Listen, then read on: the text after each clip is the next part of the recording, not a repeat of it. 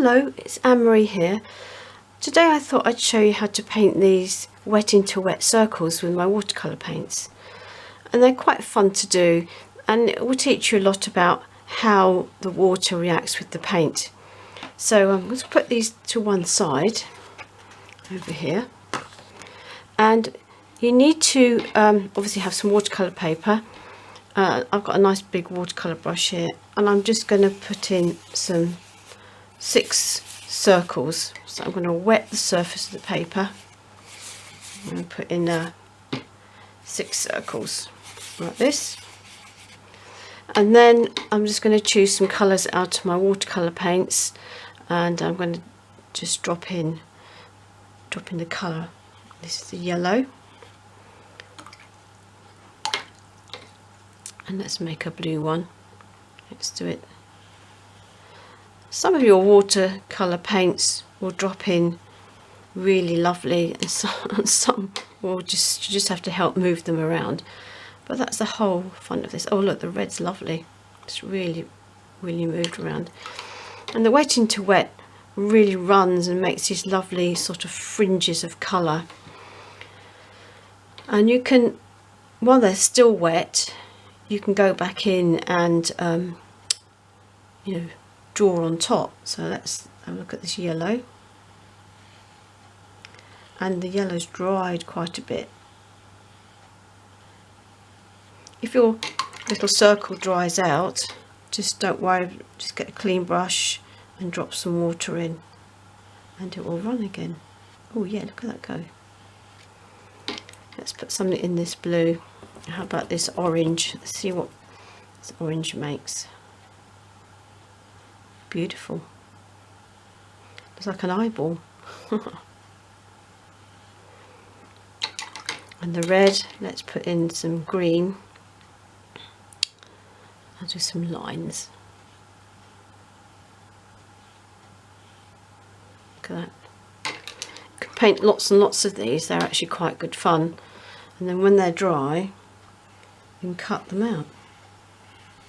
Make some tags out of them for presents. Let's put a bit more blue in this one. Gorgeous. These are getting quite dry now because I've left them till the end. So you just go back and just wet the circle again. That's all you do. And just get some colour. Let's get this. I've got a purple here.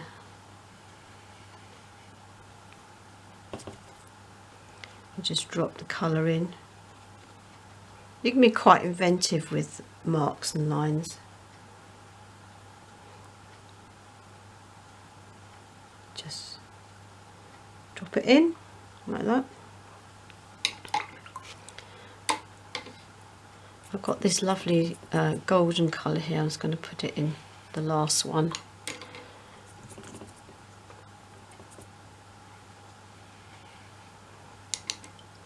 And you just keep playing around. It's all a matter of playing, in fact, with these.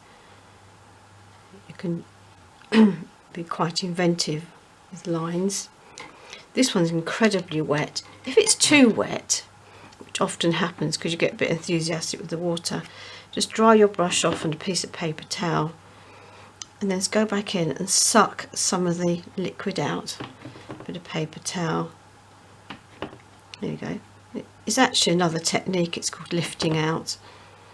And once you've got the pool of water out, if it's too much, once you've got that pool of water out, obviously you could go back in and paint on top, and it'll still be very wet, and the colours will bleed quite lovely.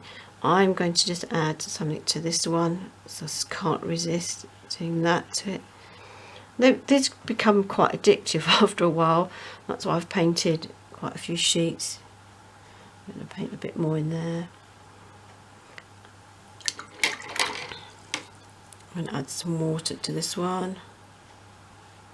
Lovely. Beautiful blue. I think that's indigo. Can't remember now. Let's add a little blob of colour into this one. Perhaps a bit of yellow in the middle. When you add paint, it just pushes the other paints around to make another colour. So there you have it, little wet into wet watercolour circles. What great fun. Thank you.